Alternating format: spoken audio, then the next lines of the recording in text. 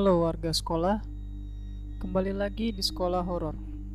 Di episode kali ini menceritakan tentang kos pertamaku di Malang yang ditulis oleh Dude Ism 90. Selamat mendengarkan.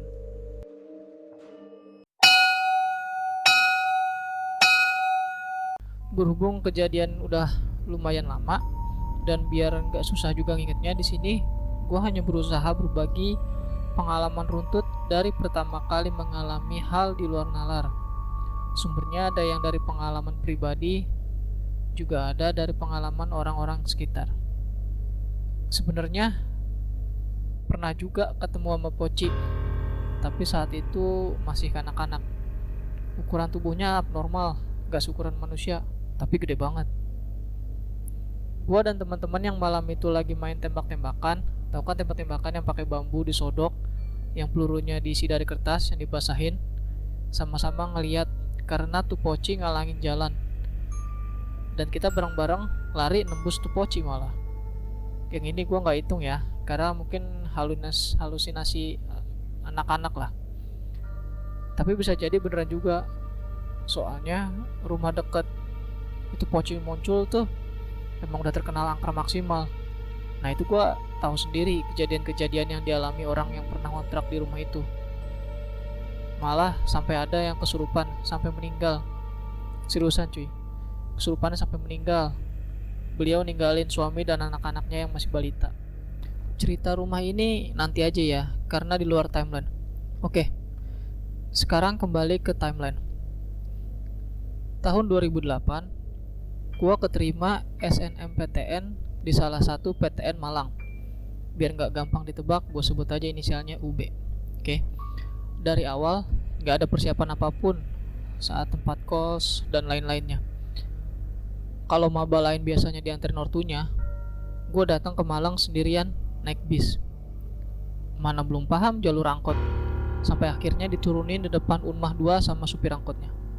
Jadilah gue luntang-lantung, diam ngerokok depan warung.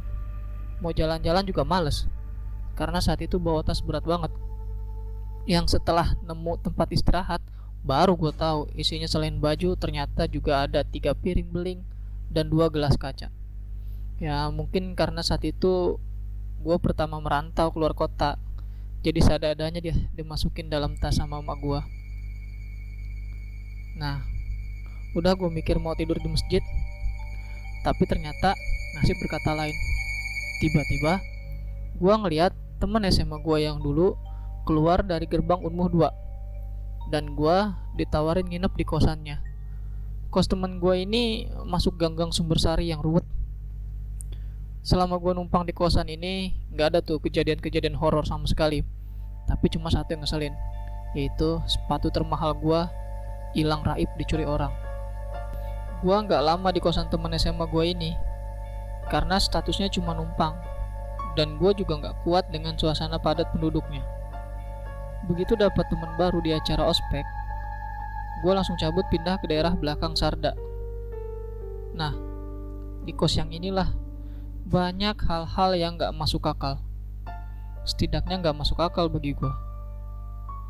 Kos gue yang pertama ini lumayan jauh, di daerah perkampungan, jadi gak terlalu padat lah. Dan gua rasa bakal kerasa karena makanan murah juga banyak ditemukan di daerah ini. Kos ini cukup mewah pada zamannya, 3 lantai dan parkiran luar yang lumayan luas. Masih ada juga parkiran motor di dalam kos, walaupun yang ngekos kebanyakan bawa-bawa mobil dan rata-rata angkatan atas semua. Kamar kos ada 16 kamar, 11 kamar di lantai 1, 5 kamar di lantai 2. Dan lantai 3-nya jemuran, yang sebenarnya jarang banget dipakai karena anak cowok di sini udah biasa memakai jasa laundry. Lantai 1 bagian tengah digunakan sebagai parkiran motor, dan kamar-kamar kosan yang ada di sebelah barat, timur, dan selatan dari parkiran motor. Kamar mandi di lantai 1 ada 4, dan ada 1 ruangan besar di lantai utara parkiran motor yang gak kepake. Gue juga gak tahu alasannya apa, tapi ruangan itu cuma dijadiin gudang. Tapi gak banyak barang juga, jadi kelihatan kosong gitu. lantai 2 bentuknya bolong di tengah, 2 kamar di sebelah timur, dan 3 kamar di sebelah barat. Jadi kamar lantai 2 begitu keluar kamar, ada balkon kecil yang bisa langsung lihat ke parkiran motor. Penghubung sisi sebelah barat dan timur berupa jembatan kayu. Di lantai 2 juga ada gudang besar, dan dalam gudang itu ada satu kamar kecil tanpa ventilasi dan juga nggak ada pintunya, jadi lowong gitu aja, langsung kelihatan dalamnya yang gelap. Di lantai 2 ini juga ada satu kamar gede di sebelah utara untuk tempat yang jaga kosan.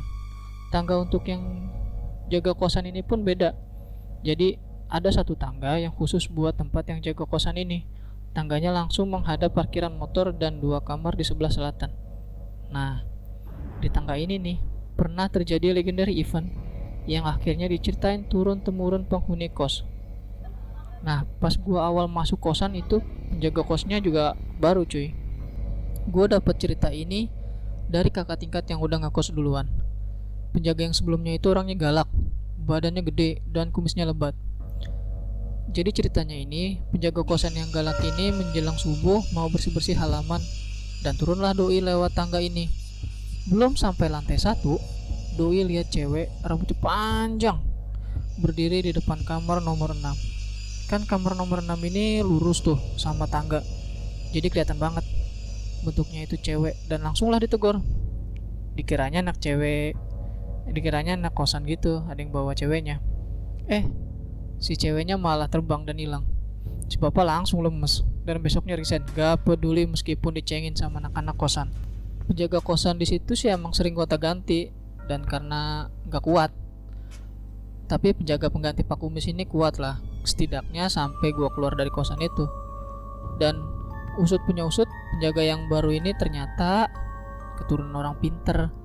Orangnya sih kurus, nyantai, tapi rajin sholat, dan gak pernah marah-marah. Tapi juga gak pernah ngobrol sama anak-anak kosan.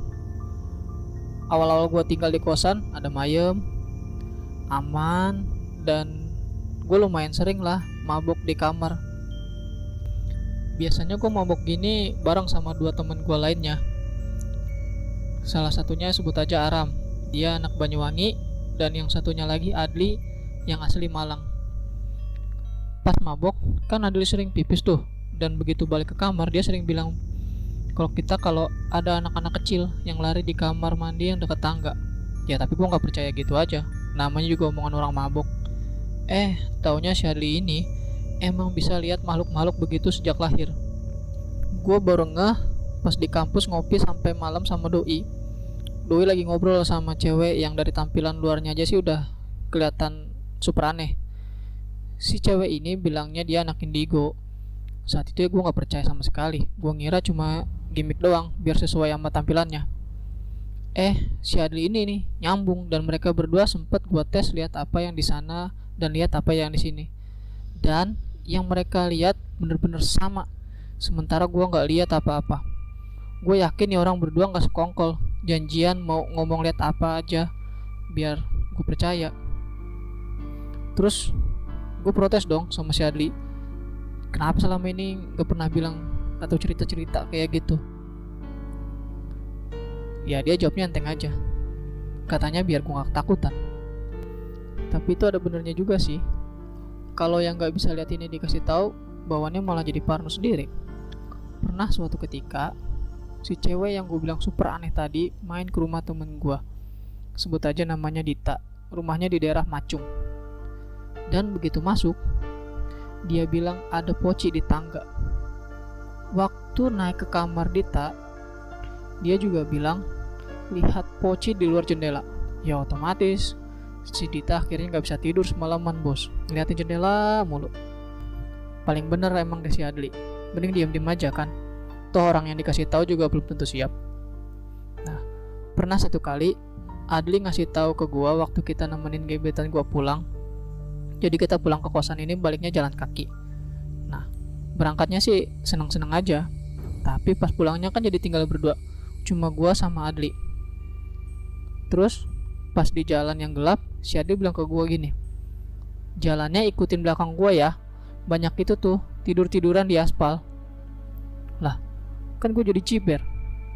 Oke, balik lagi ke kosan. Omongan si Adli lihat anak-anak kecil yang main di kamar mandi agaknya bener. Karena setelah berapa lama, setidaknya ada 2 orang yang mengutarakan hal yang sama ke gua. Yang pertama ibunya si Aram. Keluarga Aram ini cukup rajin nyambungin si Aram ini, walaupun rumahnya jauh. Kalau pas datang biasanya bertiga, ibu Aram, bapak Aram, dan adik Aram. Satu keluarga tidur bareng di kamarnya Aram, jadi saling melintang gitu. Kalau orang Jawa bilangnya koyo iwak pindang. Ibunya Aram pernah cerita ke gua, pas beliau lagi tidur, tiba-tiba dengar suara anak kecil lari-larian di balkon disertai bau busuk. Itu tengah malam. Ibunya Aram ini emang peka sama hal gaib juga, dan beliau sudah tahulah itu apaan, terus lanjut tidur. Orang kedua yang heboh karena ketemu anak kecil malam-malam adalah anak kos sendiri. Sebut aja namanya Ucil. Ucil ini penghuni lantai 1 kamar 2. Anaknya kecil, tapi kalau ngomong suaranya kenceng banget. Doi demen sama film horor dan sering nyewa kaset DVD buat nonton bareng yang di kamarnya. Doi suka film horor, tapi penakutnya setengah mati. Tiap nonton film, kalau setannya keluar, Doi pasti tuh yang pertama kaget. Si Ucil ini pernah lapar tengah malam dan dia niat bikin mie instan. Pas lagi cuci piring, dia lihat 2 anak kecil lewat di sampingnya. Awalnya Doi nggak nyadar, downloadingnya lumayan lama banget. Tapi begitu sadar anak siapa dalam kosan malam-malam, langsung dah Doi kabur masuk kamarnya. Dan besoknya pun heboh. Si Adli kan gak pernah tuh cerita soal anak kecil ini ke ibunya Aram maupun ke Ucil sebelumnya. Tapi yang bikin aneh kok cerita mereka bisa sama gitu.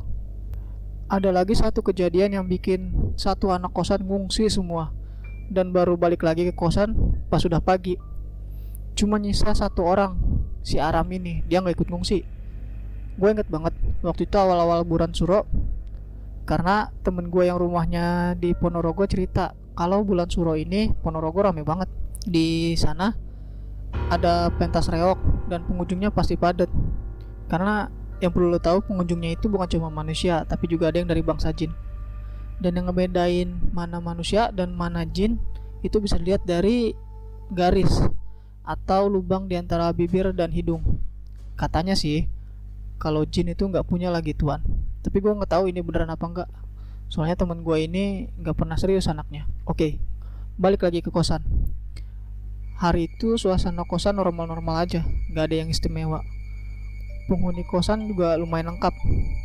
Cuma ada 1 anak yang pulang karena di rumahnya ada perguruan silat gitu, ada acara. Abis maghrib, gue keluar kamar buat buang sampah sambil ngecengin penghuni kamar depan gue, Mas Oni, yang lagi mau keluar udah pakai baju bagus gitu. Hari itu emang malam minggu. Apa gue yang lupa ya? Nggak tahu dah gue. Nah, Mas Oni ini nyala motornya di dekat tangga lama, tapi nggak mau nyala sampai varises kali kakinya. Nggak deng, nggak sampai sebegitunya kok. Sampai capek aja lah pokoknya. Terus gue inisiatif dong mau bantu dia nyala motor. Pas gue mau selam, Mas Oni duduk di tangga. Gak lama Mas Oni panggil gue, "Bro, merinon dang." Artinya, "Bro, sini coba." Sambil hidungnya hirup-hirup bau gitu. "Lapo Mas? Ada apa Mas?" Gue standar motor terus ke Mas Oni. "Loh, Mas kok wangi mendekene?"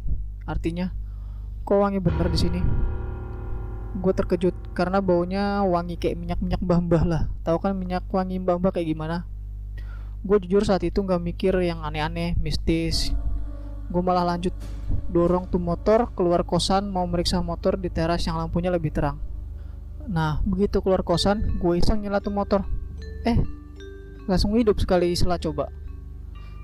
Abis Mas Oni berangkat, gue masuk lagi dong ke kosan. Tapi gak langsung ke kamar. Gue mampir dulu ke kamar kakak tingkat, namanya Mas Andra. Gue di pintu langsung bilang, "Mas, nang tangga loh, ambune wangi." Artinya tuh kira-kira, "Mas, di tangga loh, baunya wangi." Nggak tahu kenapa Mas Andra respon dengan semangat, "Iya tah." Sambil langsung jalan ke tangga. Sampai di tangga, Doi hirup-hirup juga, dan gue liat sendiri perubahan ekspresinya. Dan langsung balik ke kamar. Gue kepo dong. Gue tanya, "Kenapa Mas?" Dia nyaut, Ndak iso iki wes. Aku iki mau nang tangga, mambu anyir campur badak koyo batang. Artinya tuh kira-kira ndak bisa ini. Tadi pas di tangga aku nyium bau anyir dan busuk kayak bangkai. Nah, dalam keyakinan Mas Andra ini kalau baunya wangi campur busuk pasti ada hantunya.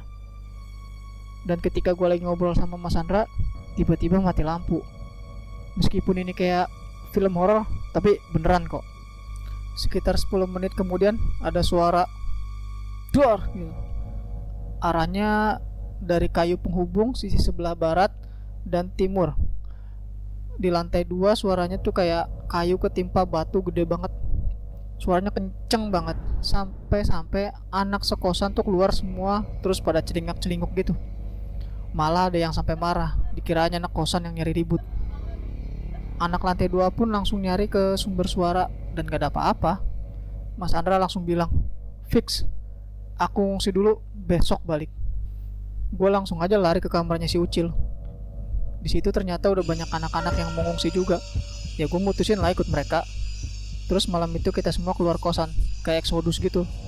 Bahkan penjaga kosan pun ikut ngungsi. Oh ya, BTW yang mati lampu ini cuma kosan kita aja ya. Rumah yang lain pada nggak mati lampu. Sekring dan meteran juga udah dicek sama si penjaga kosan.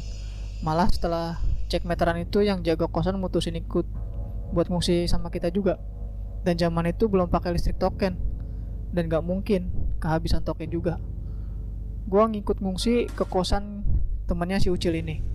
Yang ikut ada 3 orang dan yang kenal sama pemilik kamar ini ya cuma si Ucil doang, kan temennya dia. Besoknya kita langsung pulang dan begitu sampai di kosan dapat kabar kalau ada PlayStation di kamar tempat kita numpang itu ada yang hilang. Ya jadilah kita tersangka utama. Tapi syukurlah akhirnya yang nyuri ketangkep juga. Dan ternyata yang gak jauh-jauh, tetangga kamarnya sendiri. Untung aja malingnya ketangkep. Jujur aja sih, dituduh jadi maling itu emang lebih horor. Gue di kosan ini sampai tahun 2010-an. Dan terlepas dari apapun, kosan ini adalah kosan ternyaman yang pernah gue tinggali. Toh gue juga gak pernah dapet gangguan apa-apa selama tinggal di sana. Gak pernah ada yang sampai nampakin wujud fisik secara jelas. Padahal gue gak pernah tidur kalau malam. Gue tidurnya pagi setelah acara SpongeBob habis. Oh iya, yang lebih horor dari kos pertama gue ini sih sebenarnya karena ada maling motor. Sejauh gue tinggal di situ udah 3 kali motor yang hilang. Dan semua hilangnya cepet banget. Motor ditaruh di teras, cuma ditinggal ambil kunci doang udah hilang-hilang aja. Meskipun gue kerasan banget di kosan pertama ini, gue akhirnya pindah karena gue ikut sahabat si Aram dan Adli yang ngajak untuk ngontrak rumah. Gue pernah bilang kan kalau si Aram ini peka sama hal-hal gaib. Nah ternyata ini menurun ke Aram cuy. Atau setidaknya mungkin si Aram ini biarpun gak bisa lihat, tapi Doi juga punya penjaga.